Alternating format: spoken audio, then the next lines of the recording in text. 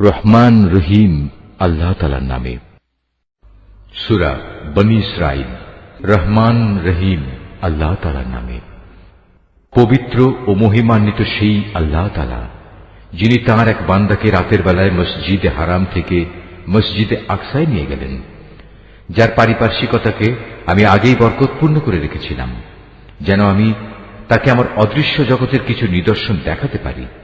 মূলত সর্বশ্রোতা ও সর্বস্রষ্টা তো স্বয়ং তিনি। আমি মূসাকেও কিতাব দিয়েছি।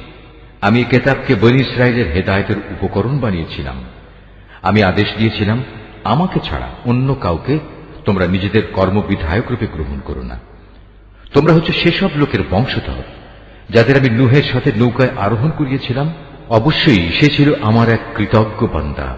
আমি বনী ইসরাঈলদের প্রতি তাদের কিতাবের মধ্যে এ কথার ঘোষণা দিয়েছিলাম, অবশ্যই তোমরা দুবার আমার জমিনে বিপর্যয় সৃষ্টি করবে এবং মানুষের উপর তখন বড় বেশি বাড়াবাড়ি করবে। অতঃপর এ দুয়ের প্রথমটির নির্ধারিত সময় যখন এসে হাজির হল, তখন তোমাদের বিপর্যয় বন্ধ করার জন্য আমি তোমাদের উপর আমার এমন কিছু বান্দাকে পাঠিয়েছিলাম যারা ছিল বীরত্বের অধিকারী। অতঃপর তারা তোমাদের ঘরে ঘরে প্রবেশ করে সবকিছুই তছনছ করে দিয়ে গেল। আর এভাবেই আমার শাস্তির প্রতিশ্রুতি কার্যকর হয়ে থাকে। অতঃপর আমি দুশমনদের উপর বিজয় দিয়ে দ্বিতীয়বার তোমাদের সুদিন ফিরিয়ে দিলাম এবং ধন সম্পদ ও সন্তান সন্ততি দিয়ে তোমাদের আমি সাহায্য করলাম। সর্বোপরি এই জনপদে আমি তোমাদের সংখ্যাগরিষ্ঠ করলাম।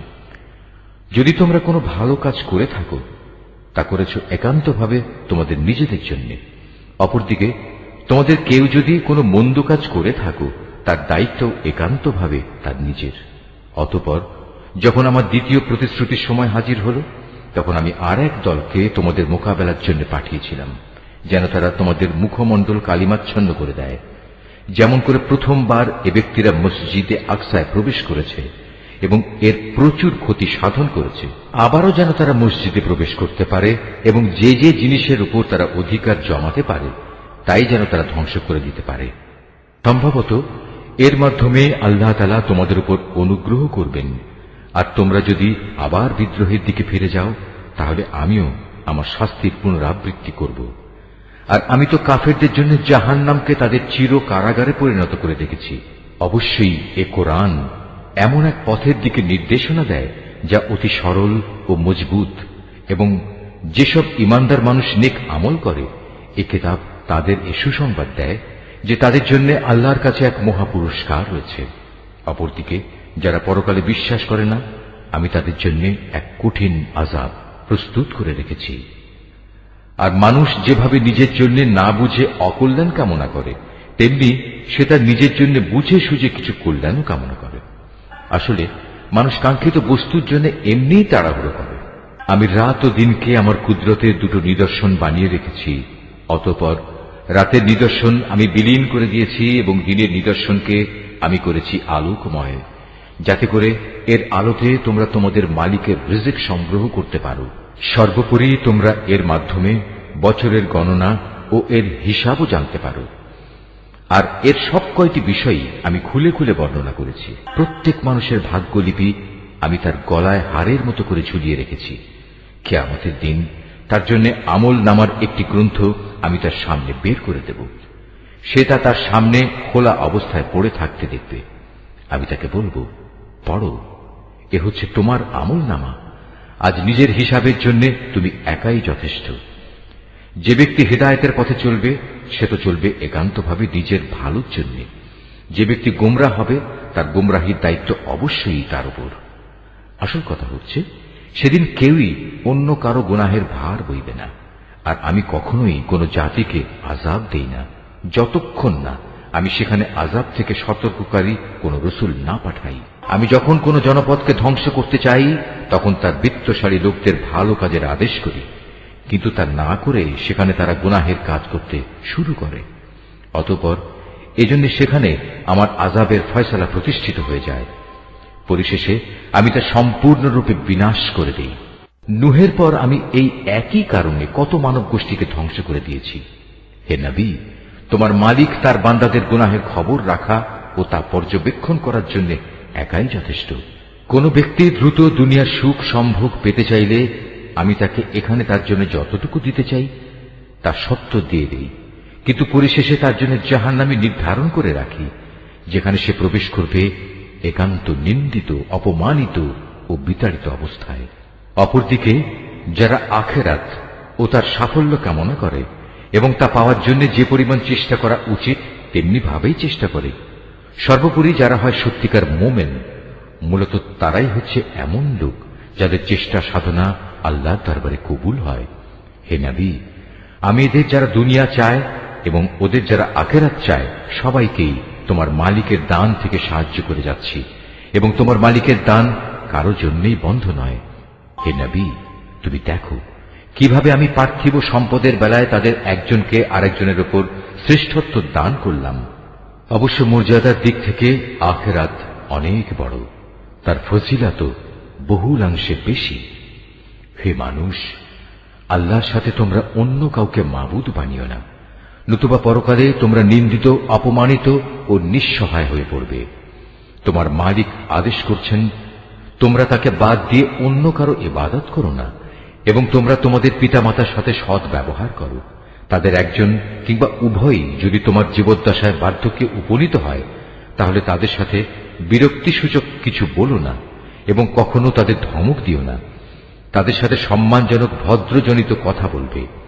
অনুকম্পায় তুমি ওদের প্রতি বিনয় অবনত থেকো এবং বলো, হে আমার মালিক, ওদের প্রতি ঠিক সেভাবেই তুমি দয়া করো যেমনি করে শৈশবে ওরা আমাকে লালন পালন করেছিল। আসলে তোমাদের মালিক তোমাদের মনের ভিতরে যা আছে তা ভালো করেই জানেন। তোমরা সত্যিই যদি ভালো মানুষ হয়ে থাকো তাহলে আল্লাহ তাআলা তা মাফ করে দেবেন, কেননা যারা তওবা করে তিনি তাদের গুনাহ মাফ করে দেন। আত্মীয় স্বজনকে তাদের যথার্থ পাওনা আদায় করে দেবে, অভাবগ্রস্ত এবং মুসাফিরদেরও তাদের হক আদায় করে দেবে। কখনো অপব্যয় করো না, অবশ্যই অপব্যয়কারীরা হচ্ছে শয়তানের ভাই, আর শয়তান হচ্ছে তার মালিকের প্রতি বড়ই অকৃতজ্ঞ। যদি তোমাকে কখনো এ হকদারদের বিমুখ করতেই হয় এ কারণে যে তাকে দেওয়ার মতো সম্পদ তোমার কাছে নেই এবং তুমি তোমার মালিকের কাছ থেকে অনুগ্রহ কামনা করছো, যা পাওয়ার তুমি আশাও রাখো, তাহলে একান্ত নম্রভাবে তাদের সাথে কথা বলো। কখনো নিজের ব্যয়ের হাত গর্দানের সাথে বেঁধে রেখো না, যাতে কার কোনো প্রকাশ পায়, আবার তা সম্পূর্ণ খুলেও রেখো না, অন্যথায় বেশি খরচ করার কারণে তুমি নিন্দিত, নিঃস্ব হয়ে যাবে। তোমার মালিক যাকে চান তার রিজিক বাড়িয়ে দেন, আবার যাকে চান তাকে তা কম করে দেন।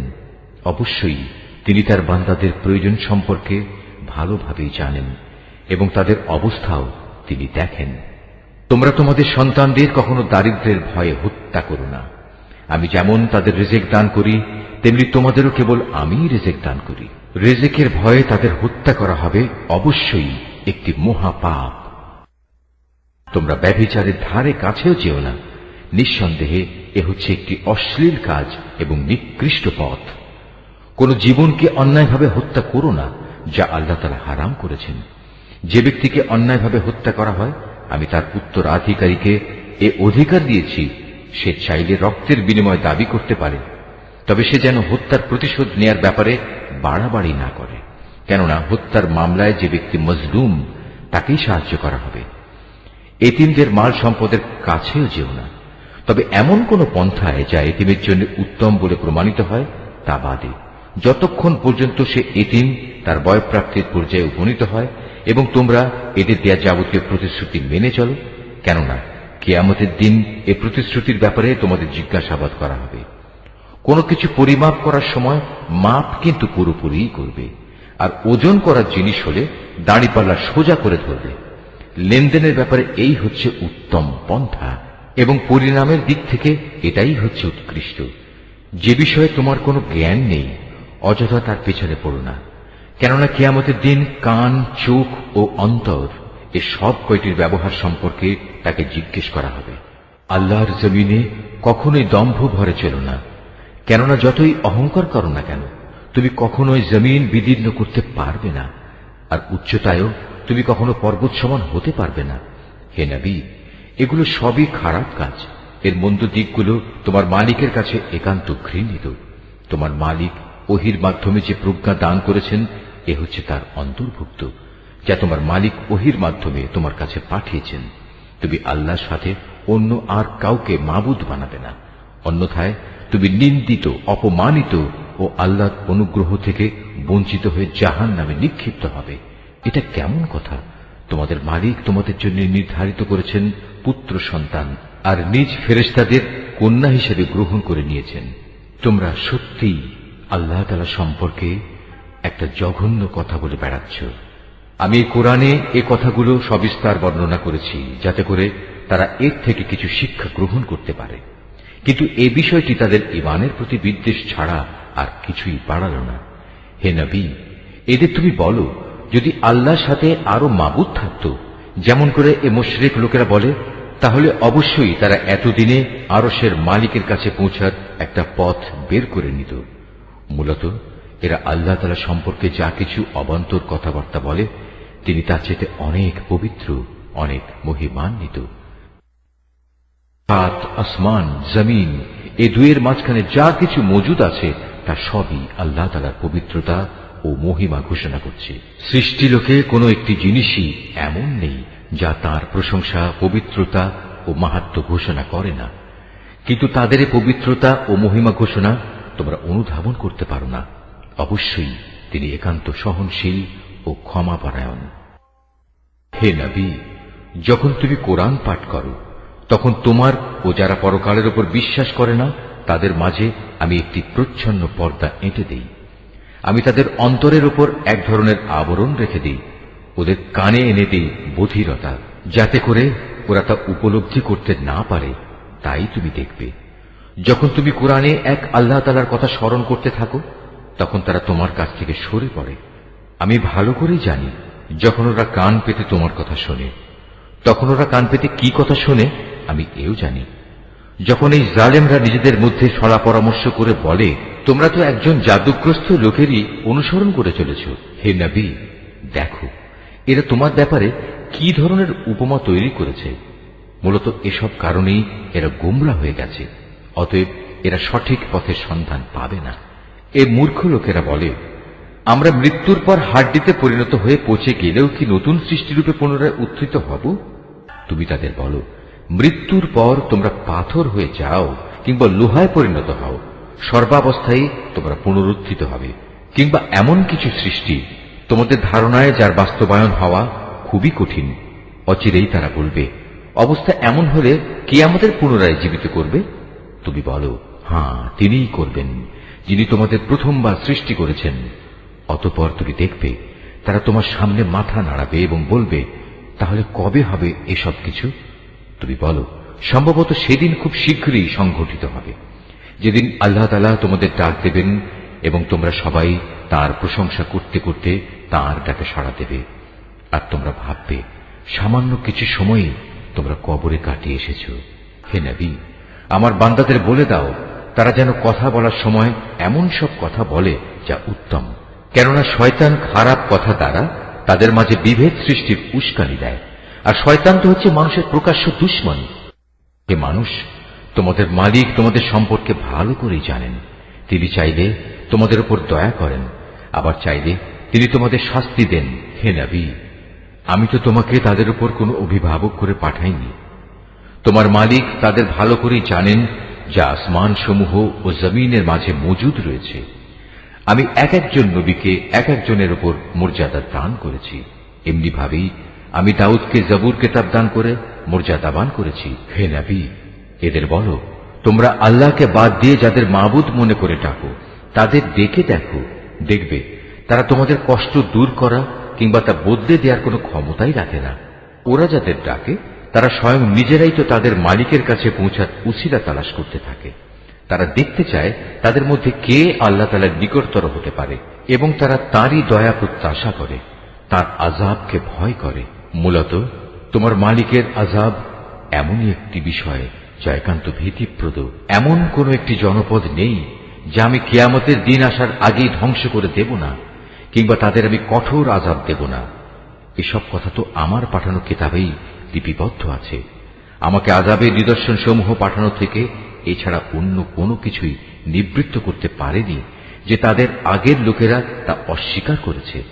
আমি সামুদ জাতিকে দৃশ্যমান নিদর্শন হিসেবে একটি উষ্ট্রি পাঠিয়েছিলাম, অতঃপর তারা আমার সেই নিদর্শনের সাথে জুলুম করেছে। আসলে আমি ভয় দেখানোর জন্যই তাদের কাছে আযাবের নিদর্শনসমূহ পাঠাই। হে নবী, স্মরণ করো যখন আমি তোমাকে বলেছিলাম তোমার মালিক জ্ঞানের পরিধি দিয়ে সব মানুষদের পরিবেষ্টন করে আছেন। যে স্বপ্ন আমি তোমাকে দেখিয়েছিলাম তাকে আমি আসলে মানুষদের জন্য পরীক্ষার বিষয় বানিয়ে দিয়েছিলাম, এবং সে গাছকেও পরীক্ষার কারণ বানিয়েছি, যার প্রতি কোরআনে অভিশাপ দেওয়া হয়েছে। এভাবেই আমি তাদের ভয় দেখাই। মূলত আমার ভয় দেখানো তাদের গুমরাহি কেবল বাড়িয়ে দিয়েছে। স্মরণ করো যখন আমি ফেরেশতাদের বললাম তোমরা আদমকে সাজদা করো, তখন তারা সবাই আমার আদেশে সাজদা করল, ইবলিস ছাড়া। সে বলল, আমি কিভাবে তাকে সিজদা করব যাকে তুমি মাটি থেকে সৃষ্টি করেছ? সে বলল, তুমি কি একে দেখেছ যাকে তুমি আমার উপর মর্যাদা দান করলে? যদি তুমি আমাকে কিয়ামত পর্যন্ত অবকাশ দাও, তাহলে আমি অবশ্যই তার গোটা বংশধরদের নিজের আয়ত্তে নিয়ে আসব, তবে একটি ক্ষুদ্র দল ছাড়া যারা বেঁচে থাকতে পারবে। আল্লাহ তাআলা বললেন, যাও, দূর হয়ে যাও এখান থেকে। তাদের মধ্যে যারা তোমার আনুগত্য করবে তোমাদের সবার শাস্তি হচ্ছে জাহান্নাম, আর জাহান্নামের শাস্তিও পুরোপুরি দেয়া হবে। এদের মধ্যে যাকেই পারো তুমি তোমার আওয়াজ দিয়ে গোমরা করে দাও। তোমার যাবতীয় অশ্বারোহী ও পদাতিক বাহিনী নিয়ে তাদের উপর গিয়ে চড়াও হও। ধন সম্পদ ও সন্তান সন্ততিতে তুমি তাদের সাথী হয়ে যাও এবং যত পারো তাদের মিথ্যা প্রতিশ্রুতি দিতে থাকো। আর শয়তান তাদের যে প্রতিশ্রুতি দেয় তা প্রতারণা ছাড়া আর কিছুই নয়। নিঃসন্দেহে যারা আমার খাস বান্দা তাদের উপর তোমার কোনো ক্ষমতা চলবে না। হে নবী, তোমার মালিক অবশ্যই তাদের কর্মবিধায়ক হিসেবে যথেষ্ট। হে মানুষ, তোমাদের মালিক তো হচ্ছেন তিনি, যিনি তোমাদের জন্য সমুদ্রে জলযান পরিচালনা করেন, যাতে করে তোমরা জলে স্থলে তাঁর প্রদত্ত রিজিক তালাশ করতে পারো। নিশ্চয়ই তিনি তোমাদের উপর পরম দয়ালু। আর উত্তাল সমুদ্রের মধ্যে যখন তোমাদের উপর কোনো বিপদ মুসিবত আপতিত হয়, তখন আল্লাহ তাআলাকে বাদ দিয়ে ইতিপূর্বে তোমরা যাদের ডাকতে তারা সবাই তোমাদের মন থেকে হারিয়ে যায়, এবং ডাকার জন্য এক আল্লাহই সেখানে বাকি থেকে যান। অতঃপর তিনি যখন তোমাদের স্থলে এনে বিপদ থেকে উদ্ধার করেন, তখনই তোমরা তাঁর থেকে মুখ ফিরিয়ে নাও। আসলে মানুষ হচ্ছে নেহায়েত অকৃতজ্ঞ। তোমরা কি করে নিশ্চিত হয়ে গেছো তিনি তোমাদের স্থলে এনে এর কোথাও তোমাদের গেড়ে দেবেন না, অথবা তোমাদের উপর মরণমুখী কোনো ধূলিঝড় নাজিল করবেন না?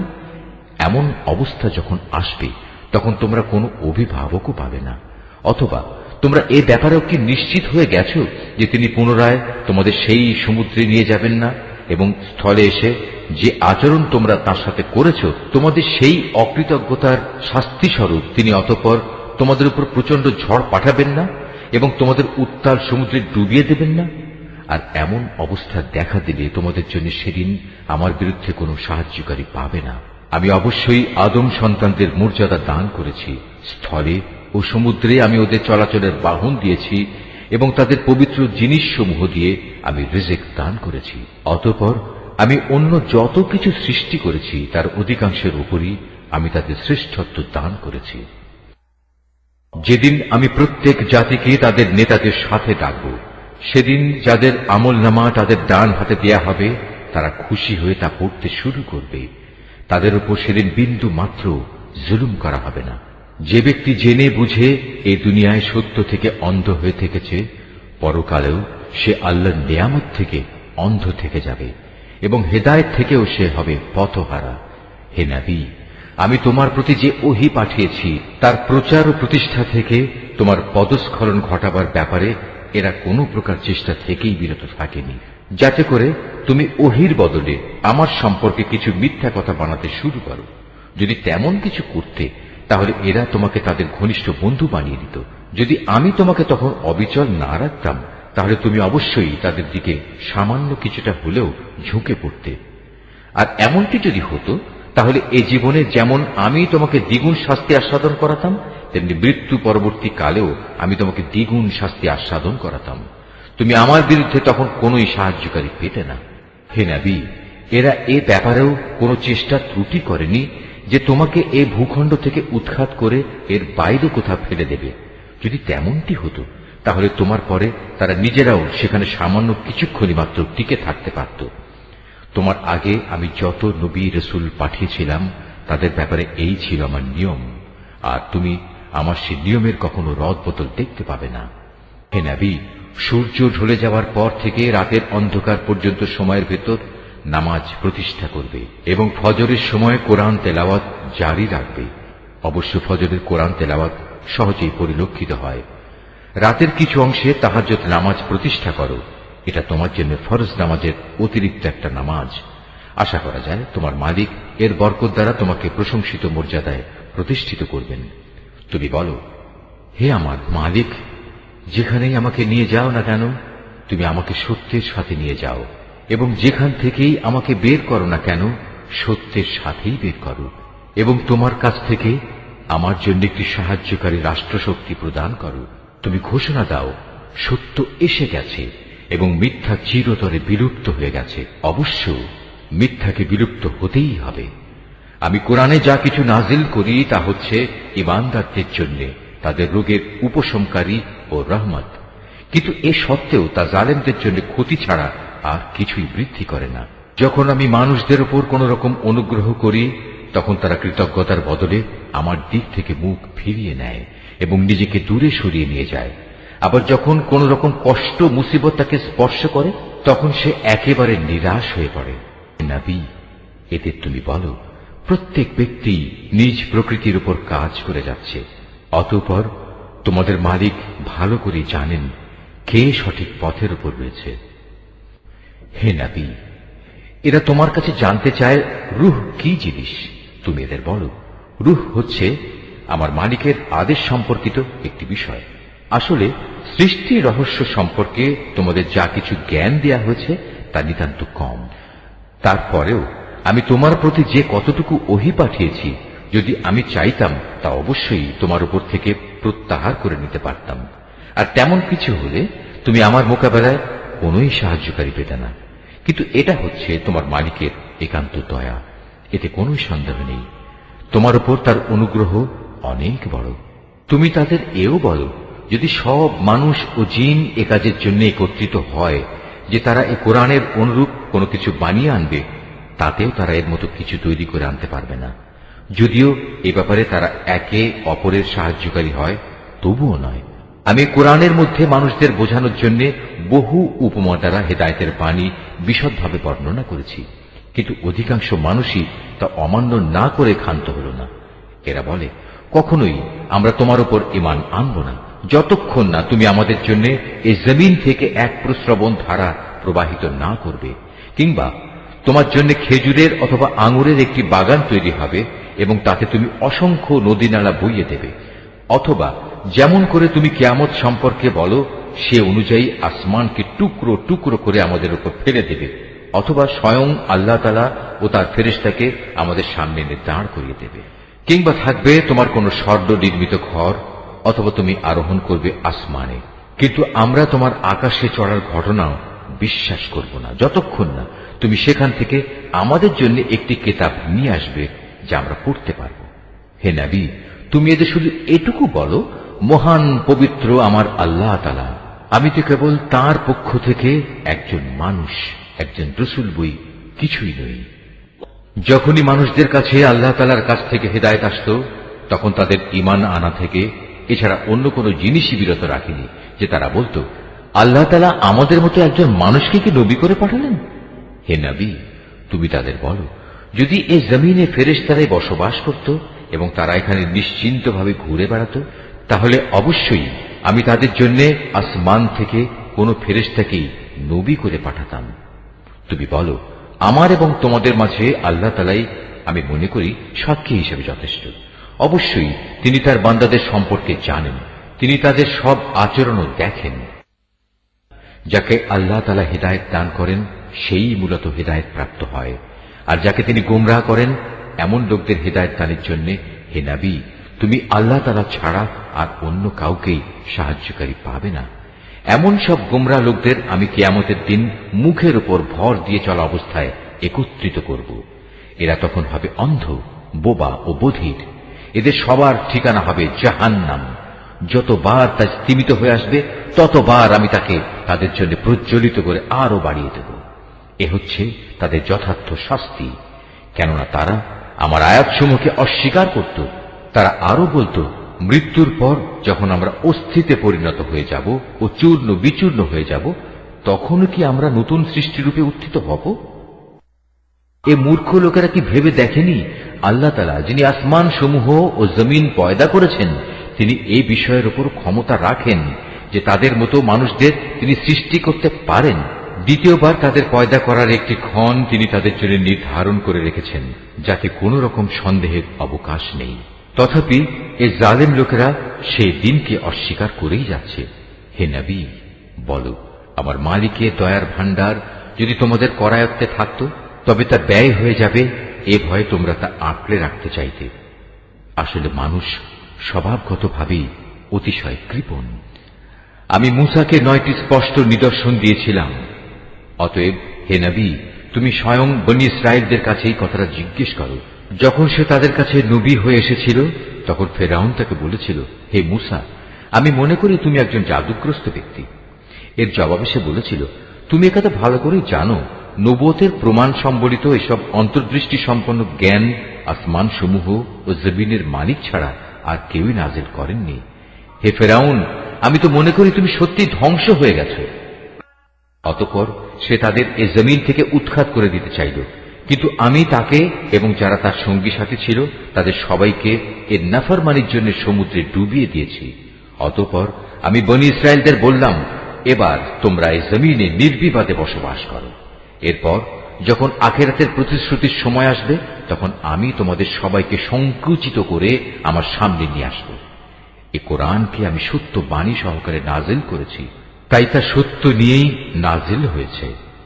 আমি তো তোমাকে কেবল জান্নাতের সুসংবাদদাতা ও জাহান্নামের সতর্ককারী রূপেই প্রেরণ করেছি। এই আয়াতটি যিনি তেলাওয়াত করবেন এবং যিনি এই আয়াতটির তেলাওয়াত শুনবেন, তাদের সবাইকে এখানে একটি সাজদা আদায় করতে হবে। এটা ওয়াজিব। আমি কোরআনকে ভাগে ভাগে বিভক্ত করে দিয়েছি, যাতে করে তুমিও ক্রমে ক্রমে তা মানুষদের সামনে পড়তে পারো, আর এ কারণেই আমি তা পরপর নাজিল করেছি। হে নবী, তুমি বলো, তোমরা এ কোরআনকে মানো কিংবা না মানো, তাতে এর মর্যাদা মোটেই ক্ষুণ্ণ হবে না। যাদের এর আগে আসমানি কিতাবের জ্ঞান দেয়া হয়েছে, তাদের অবস্থা হচ্ছে, যখনই তাদের সামনে এটি পড়া হয়, তারা নিজেদের মুখের উপর সাজদায় লুটিয়ে পড়ে। তখন তারা বলে, আমাদের মালিক পবিত্র, অবশ্যই আমাদের মালিকের ওয়াদা পরিপূর্ণ হবে। আর তারা কাঁদতে কাঁদতে মুখের উপর ভূমিতে লুটিয়ে পড়ে। মূলত এ কোরআন তাদের বিনয়ে বৃদ্ধি করে। তুমি আরো বলো, তোমরা আল্লাহ তাআলাকে আল্লাহ বলে ডাকো কিংবা রহমান, তোমরা যে নামেই তাকে ডাকো, তার সবকটি নামই উত্তম। হে নবী, চিৎকার করে নামাজ পড়ো না, আবার অতিশয় ক্ষীণভাবেও নয়, বরং নামাজ পড়ার সময় এ দুয়ের মধ্যবর্তী পন্থা অবলম্বন করো। তুমি আরো বলো, সকল প্রশংসা আল্লাহ তাআলার জন্য, যিনি কখনো কোনো সন্তান গ্রহণ করেননি, তার সার্বভৌমত্বে কারোই কোনো অংশীদারিত্ব নেই। তিনি কখনো দুর্দশাগ্রস্তও হন না যে তার কোনো অভিভাবকের প্রয়োজন হয়। তিনি সব কিছুর ঊর্ধ্বে। তুমি শুধু তাঁরই মাহাত্ম্য ঘোষণা করো, পরমতম মাহাত্ম্য। সূরা আল কাহাফ। রহমান রহিম আল্লাহ তাআলার নামে। সব তারিফ আল্লাহ তাআলার জন্য, যিনি তার একজন বিশেষ বান্দার প্রতি এ গ্রন্থ নাজিল করেছেন এবং তার কোথাও তিনি কোন রকম বক্রতা রাখেননি। একে তিনি প্রতিষ্ঠিত করেছেন সহজ সরল একটি পথের উপর, যাতে করে আল্লাহ তাআলার পক্ষ থেকে সে নবী তাদের জাহান্নামের আযাবের ব্যাপারে সতর্ক করে দিতে পারে, এবং যারা ঈমানদার, যারা নেক কাজ করে, তাদের সে এ মর্মে সুসংবাদ দিতে পারে যে তাদের জন্য আল্লাহর দরবারে উত্তম পুরস্কার রয়েছে, যেখানে তারা চিরকাল থাকবে। এবং সেসব লোকদেরও ভয় দেখাবে যারা মূর্খের মতো বলে, আল্লাহ তাআলা সন্তান গ্রহণ করেছেন। এ দাবির পক্ষে তাদের কাছে কোনো জ্ঞান সম্মত দলিল প্রমাণ নেই। তাদের বাপ দাদাদের কাছেও এ ব্যাপারে কোনো যুক্তি ছিল না। এটা সত্যিই বড় একটি কঠিন কথা যা তাদের মুখ থেকে বের হচ্ছে। আসলে তারা জঘন্য মিথ্যা ছাড়া কিছুই বলেনি। হে নবী, যদি এরা এ কথার উপর ঈমান না আনে, তাহলে মনে হয় দুঃখ কষ্টে তুমি এর পেছনে নিজেকেই বিনাশ করে দেবে। যা কিছু এ জমিনের বুকে আছে আমি তাকে তার জন্য শোভা বর্ধনকারী করে পয়দা করেছি, যাতে করে মানুষদের আমি পরীক্ষা করতে পারি যে তাদের মধ্যে কাজকর্মের দিক থেকে কে বেশি উত্তম। অতঃপর একদিন আমি যা কিছু এ জমিনে আছে ধ্বংস করে দিয়ে একে উদ্ভিদ শূন্য মাটিতে পরিণত করে দেব। হে নবী, তুমি গুহা ও পাহাড়ের উপত্যকার অধিবাসীদের সম্পর্কে কি মনে করো? তার আমার নিদর্শন সমূহের মধ্যে একটি বিস্ময়কর নিদর্শন ছিল। ঘটনাটি এমন হয়েছিল, কতিপয় যুবক যখন গুহায় আশ্রয় নিল এবং আল্লাহর দরবারে এই বলে দোয়া করল, হে আমাদের মালিক, একান্ত তোমার কাছ থেকে আমাদের উপর অনুগ্রহ দান করো। আমাদের এই কাজকর্ম আঞ্জাম দেওয়ার জন্য তুমি আমাদের সঠিক পথ দেখাও। অতঃপর আমি গুহার ভেতরে তাদের কানে বহু বছর ধরে ঘুমের পর্দা লাগিয়ে রাখলাম। তারপর এক পর্যায়ে আমি তাদের ঘুম থেকে উঠিয়ে দিলাম, যাতে করে আমি একথা জেনে নিতে পারি তাদের দুদলের মধ্যে কোন দলটি ঠিক করে বলতে পারে যে তারা কতদিন সেখানে অবস্থান করেছিল। হে নবী, আমি তোমার কাছে তাদের বৃত্তান্ত সঠিকভাবে বর্ণনা করছি। মূলত তারা ছিল কতিপয় নওজোয়ান ব্যক্তি, যারা তাদের মালিকের উপর ঈমান এনেছিল। আমি তাদের হেদায়েতের পথে এগিয়েও দিয়েছিলাম। আমি তাদের অন্তঃকরণকে ধৈর্য দ্বারা দৃঢ়তা দান করেছি। যখন তারা আল্লাহর পথে দাঁড়িয়ে গেল এবং ঘোষণা করল, আমাদের মালিক তো হচ্ছেন তিনি, যিনি আসমান সমূহ ও জমিনের মালিক। আমরা কখনো আল্লাহ তাআলা ছাড়া আর কাউকে ডাকব না। যদি আমরা এমন অযৌক্তিক কথা বলি তাহলে তা হবে মারাত্মক দিন বিরোধী কাজ। এরা হচ্ছে আমাদের স্বজাতির লোক, যারা তাকে বাদ দিয়ে অসংখ্য মাবুদের গোলামি গ্রহণ করেছে। তারা যদি সত্যবাদী হয় তাহলে তারা স্পষ্ট দলিল নিয়ে আসে না কেন? তার চাইতে বড় জালেম আর কে যে আল্লাহ তাআলার উপর মিথ্যা আরোপ করে? অতঃপর জোয়ানরা পরস্পরকে বলল, আল্লাহ তাআলা ছাড়া অন্যদের যারা মাবুদ বানায় তাদের কাছ থেকে তোমরা যখন বিচ্ছিন্ন হয়ে চলেই গেলে, তখন তোমরা এখান থেকে বের হয়ে বিশেষ একটি গুহায় গিয়ে আশ্রয় নাও। তোমাদের মালিক তোমাদের উপর তার রহমতের ছায়া বিস্তার করে দেবেন এবং তোমাদের বিষয়গুলো তোমাদের জন্য সহজ করে দেবেন। হে নবী, তুমি যদি সে গুহা দেখতে তাহলে দেখতে পেতে তারা তার মধ্যবর্তী এক প্রশস্ত চত্বরে অবস্থান করছে। সূর্য তার উদয়কালে তাদের গুহার দক্ষিণ পাশ দিয়ে হেলে যাচ্ছে, আবার যখন তা অস্ত যায় তখন তা গুহার বাম পাশ দিয়ে অতিক্রম করে। সূর্যের প্রখরতা কখনো তাদের কষ্টের কারণ হয় না। আসলে এ সবই হচ্ছে আল্লাহ তাআলার কুদরতের নিদর্শন। এ সব নিদর্শনের মাধ্যমে আল্লাহ তাআলা যাকে হিদায়াত দান করেন সেই একমাত্র হিদায়াত প্রাপ্ত হয়, আর যাকে তিনি গোমরাহ করেন সে কখনো কোনো পথ প্রদর্শনকারী ও অভিভাবক পেতে পারে না। হে নবী, তুমি যদি দেখতে তাহলে তুমি তাদের ভাবতে তারা বুঝি জেগেই রয়েছে, যদিও তারা ছিল ঘুমন্ত। আমি তাদের কখনো ডানে কখনো বামে পরিবর্তন করে দিতাম। তাদের কুকুরটি গুহার সামনে তার হাত দুটি প্রসারিত করে পাহারারত অবস্থায় বসেছিল। তুমি যদি তাদের দিকে সত্যি উঁকি মেরে দেখতে তাহলে তুমি অবশ্যই তাদের কাছ থেকে পেছন ফিরে পালিয়ে যেতে এবং তাদের এ আজব দৃশ্য দেখে তুমি নিঃসন্দেহে ভয়ে আতঙ্কিত হয়ে যেতে। এভাবেই তাদের আমি ঘুম থেকে উঠিয়ে দিলাম, যাতে করে তারা তাদের অবস্থান সম্পর্কে নিজেরা পরস্পরে জিজ্ঞাসাবাদ করে। কথা প্রসঙ্গে তাদের মধ্যে থেকে এক ব্যক্তি বলল, বলতো তোমরা এ গুহায় কতকাল অবস্থান করেছ?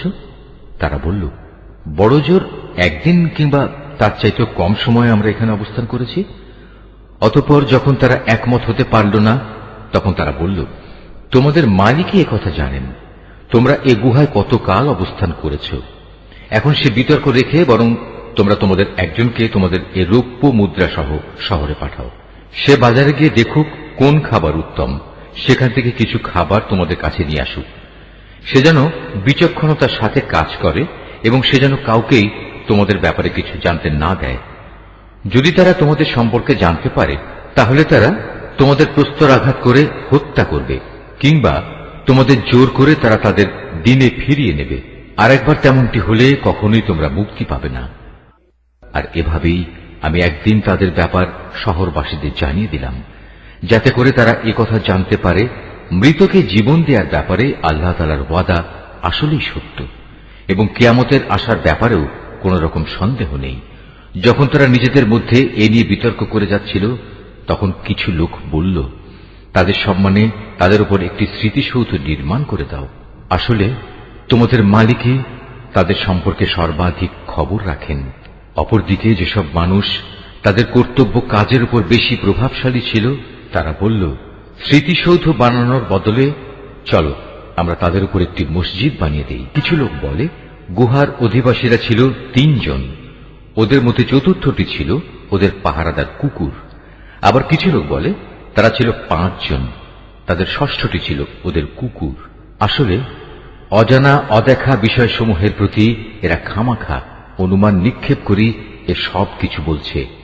তাদের কেউ বলে ওরা ছিল 7 জন এবং অষ্টমটি ছিল তাদের কুকুর। হে নবী, তুমি এদের বলো, হ্যাঁ, আমার মালিক ভালো করেই জানেন ওদের আসল সংখ্যা কত ছিল। তাদের সংখ্যা খুব কম সংখ্যক লোকই বলতে পারে। তুমিও এদের ব্যাপারে সাধারণ আলোচনার বাইরে বেশি বিতর্ক করো না এবং তাদের সম্পর্কে খামাখা অন্য মানুষদের কাছেও জিজ্ঞাসাবাদ করো না।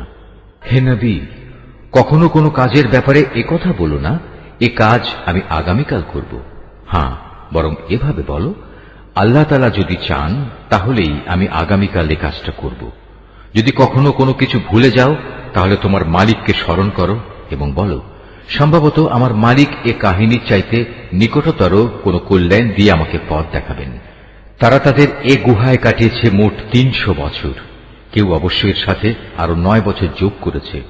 হে নবী, তুমি বলো, বস্তুত একমাত্র আল্লাহ তাআলাই সঠিক করে বলতে পারেন ওরা গুহায় কত বছর কাটিয়েছে। আসমান সমূহ ও জমিনের যাবতীয় অজানা অদেখা বিষয়ের জ্ঞান তো একমাত্র তার জন্য নির্দিষ্ট রয়েছে। কত সুন্দর দ্রষ্টা তিনি, কত সুন্দর শ্রোতা তিনি। তিনি ছাড়া তাদের দ্বিতীয় কোনই অভিভাবক নেই। আল্লাহ তাআলা নিজের কর্তৃত্ব ও ক্ষমতায় অন্য কাউকে কখনো শরীক করেন না। হে নবী, তোমার উপর তোমার মালিকের যে কিতাব নাজিল করা হয়েছে তা তুমি তেলাওয়াত করতে থাকো। তার কিতাবে বর্ণিত কথাবার্তা রদবদল করার কেউই নেই। তিনি ছাড়া তুমি আর কোনই আশ্রয়স্থল পাবে না। হে নবী, তুমি নিজেকে সদা সেসব মানুষদের সাথে রেখে চলবে যারা সকাল সন্ধ্যায় তাদের মালিককে ডাকে। তারা একমাত্র তাঁরই সন্তুষ্টি কামনা করে এবং কখনো তাদের কাছ থেকে তোমার স্নেহের দৃষ্টি ফিরিয়ে নিও না। কখনো এমন কোন ব্যক্তির কথা মতো চলো না যার অন্তঃকরণকে আমি আমার স্মরণ থেকে গাফেল করে দিয়েছি। আর যে ব্যক্তি নিজের প্রবৃত্তির গোলামি করতে শুরু করেছে এবং যার কার্যকলাপ আল্লাহ তাআলার সীমানা লঙ্ঘন করেছে। হে নবী, তুমি বলো, এ সত্য দিন তোমাদের মালিকের পক্ষ থেকে এসেছে। সুতরাং যার ইচ্ছা সে এর উপর ঈমান আনুক, আর যার ইচ্ছা সে তা অস্বীকার করুক। আমি তো এ অস্বীকারী জালেমদের জন্য এমন এক আগুন প্রস্তুত করে রেখেছি যার বেষ্টনী তাদের পুরোপুরি পরিবেষ্টন করে রাখবে। যখন তারা পানির জন্য ফরিয়াদ করতে থাকবে তখন এমন এক গলিত ধাতুর মতো পানীয় দ্বারা তাদের ফরিয়াদের জবাব দেয়া হবে যা তাদের সমগ্র মুখমণ্ডল জ্বালিয়ে পুড়িয়ে দেবে। কি ভীষণ হবে সে পানীয়, আর কি নিকৃষ্ট হবে তাদের আশ্রয়ের স্থানটি। আর যারাই আল্লাহ তাআলার উপর ঈমান এনেছে এবং ভালো কাজ করেছে তাদের কোনো আশঙ্কা নেই। আমি কখনো তাদের বিনিময় বিনষ্ট করি না যারা নেক কাজ করে। এদের জন্য রয়েছে এমন এক স্থায়ী জান্নাত যার পাদদেশ দিয়ে ঝর্ণাধারা প্রবাহিত হবে। তাদের সেখানে সোনার কাঁকুন দ্বারা অলঙ্কৃত করা হবে। তারা পরিধান করবে সূক্ষ্ম ও পুরু রেশমের পোশাক। উপরন্তু তারা সমাসীন হবে এক সুসজ্জিত আসনে। কত সুন্দর তাদের বিনিময়, কত চমৎকার তাদের আশ্রয়ের এই স্থানটি। হে নবী, তাদের শিক্ষার জন্য তুমি 2 জন লোকের উদাহরণ পেশ করো, যাদের একজনকে আমি 2টো আঙুরের বাগান দান করেছিলাম এবং এ 2টো কতিপয় খেজুর গাছ দ্বারা পরিবেষ্টিত করে রেখেছিলাম। আবার এ 2-এর মধ্যবর্তী স্থানকে পরিণত করেছিলাম একটি সুফলা শস্য ক্ষেত্র রূপে। উভয় বাগানই এক পর্যায়ে যথেষ্ট ফল দান করল। ফলদানে বাগান 2টো কোন রকম ত্রুটি করেনি। উভয় বাগানের ফাঁকে ফাঁকে আমি পানির ঝর্ণাধারাও প্রবাহিত করে রেখেছিলাম। এক পর্যায়ে তার অনেক ফল হয়ে গেল। অতঃপর একদিন সে তার সাথীকে কথা প্রসঙ্গে বলল, দেখো, আমি ধন সম্পদের দিক থেকে তোমার চাইতে যেমন বড়, তেমনি জনবলেও আমি তোমার চাইতে বেশি শক্তিশালী। নিজের শক্তি সামর্থ্যের ব্যাপারে বাড়াবাড়ি করতে করতে সে নিজের বাগানে গিয়ে প্রবেশ করল এবং বলল, আমি ভাবতেই পাচ্ছি না এ বাগানের সৌন্দর্য কোনোদিন নিঃশেষ হয়ে যাবে। আমি এও মনে করি না একদিন এসব ধ্বংস হয়ে কিয়ামত প্রতিষ্ঠিত হবে এবং কিয়ামতের পর আমাকে যদি আমার মালিকের সামনে ফিরিয়ে নেওয়াও হয়, তাহলে এর চাইতে উৎকৃষ্ট কোনো কিছু আমি সেখানে পাব। তার সে গরিব সাথীটি যে তার সাথে কথা বলছিল বলল, এ পার্থিব সম্পদ দেখে তুমি কি সত্যি সে মহান সত্তাকে অস্বীকার করছো, যিনি তোমাকে প্রথমত মাটি থেকে অতঃপর শুক্র কণা থেকে পয়দা করেছেন, পরিশেষে তিনি তোমাকে একটি মানুষের আকৃতিতে পূর্ণাঙ্গ করেছেন? কিন্তু আমি তো বিশ্বাস করি সেই সৃষ্টিকর্তা আল্লাহ তাআলাই হচ্ছেন আমার মালিক এবং আমার মালিকের কোনো কাজের সাথেই আমি কাউকে শরীক করি না। কত ভালো হতো তুমি যখন তোমার ফলবতী বাগানে প্রবেশ করলে তখন যদি তুমি একথা বলতে, আল্লাহ তাআলা যা চেয়েছেন তাই হয়েছে। আল্লাহ তাআলা ব্যতী রেখে কারোই কিছু ঘটানোর শক্তি নেই।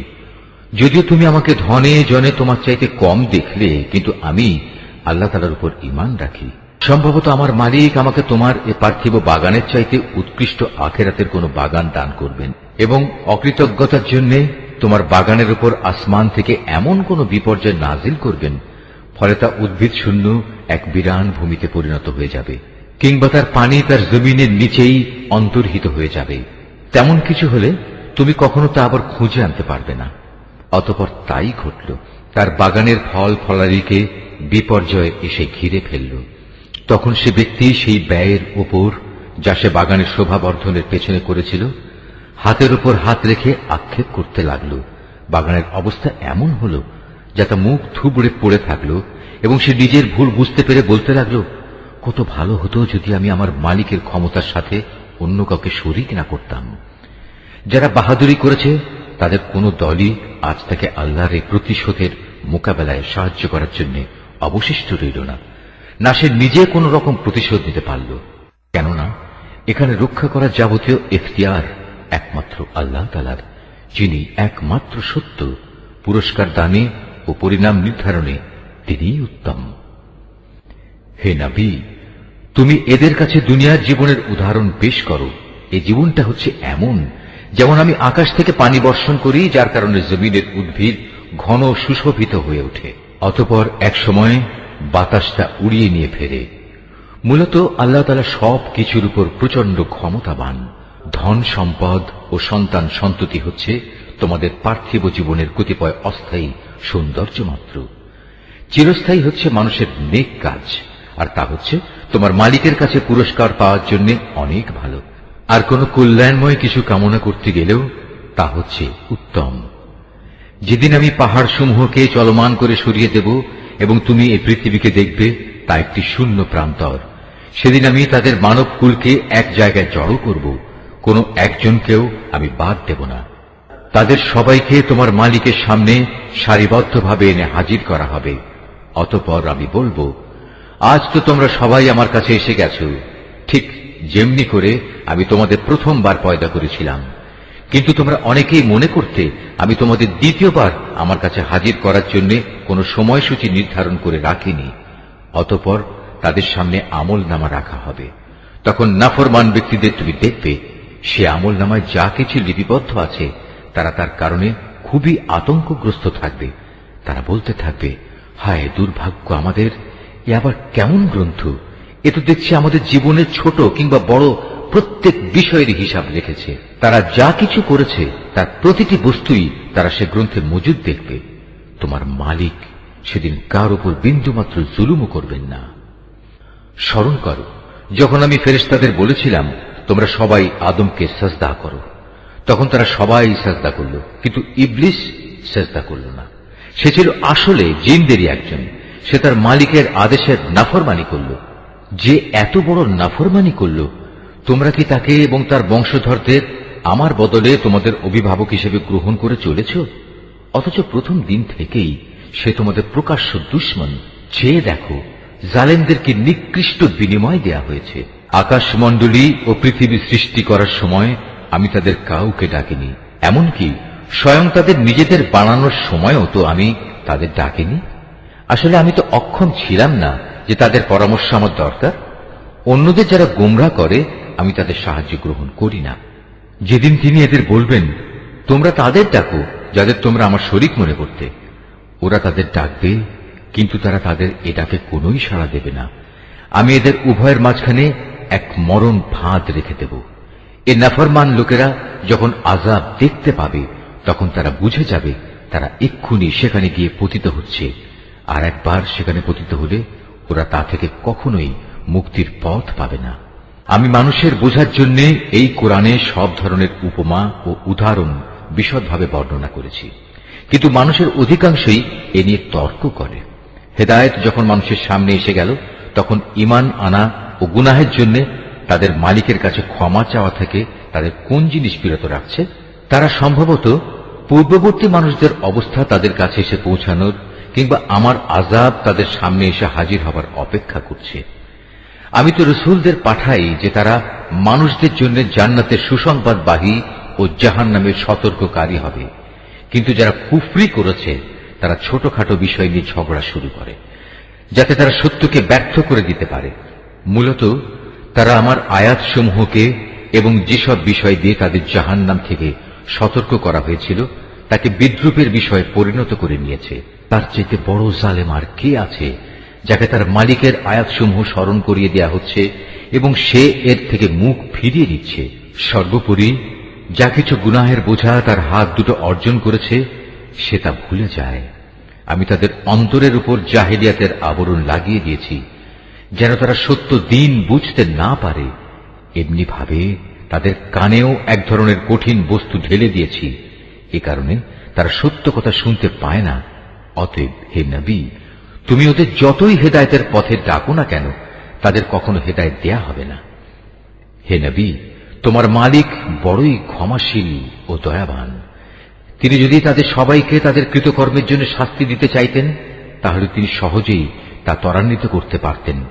বরং এর পরিবর্তে তাদের জন্য শাস্তির একটি প্রতিশ্রুত ক্ষণ রাখা আছে, যা থেকে ওদের কারুই পরিত্রাণ নেই। এই জনপদ ও তাদের অধিবাসীরা যখন আল্লাহ তাআলা সীমা লঙ্ঘন করেছিল, তখন আমি তাদের নির্মূল করে দিয়েছি। তাদের ধ্বংসের জন্যও একটি দিনক্ষণ নির্দিষ্ট ছিল। হে নবী, তুমি এদের মূসার ঘটনা শোনাও। যখন মূসা তার খাদেমকে বলল, যতক্ষণ পর্যন্ত আমি দুটো সাগরের মিলনস্থলে না পৌঁছব, ততক্ষণ পর্যন্ত আমি আমার পরিকল্পনা থেকে ফিরে আসব না। যদি আমাকে এই জন্য দীর্ঘ সময় পর্যন্ত চলতে হয়, তবু আমি চলতে থাকব।